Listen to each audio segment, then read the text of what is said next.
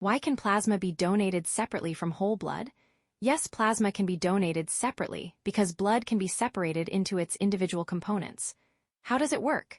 During a plasma donation, which is called plasmapheresis, blood is drawn from your body into a special machine. The machine separates the blood into plasma, red blood cells, and other components. The plasma is collected. Most of your red blood cells and other blood cells are returned to your body along with fluid. Your body then naturally replaces the donated plasma. Why is this useful? Plasma contains important substances such as antibodies, albumin, and clotting proteins that patients with certain medical conditions need. Key difference is, the process of whole blood donation involves removal of red cells, plasma, and platelets together. Plasma donation involves mainly plasma removal while returning most blood cells.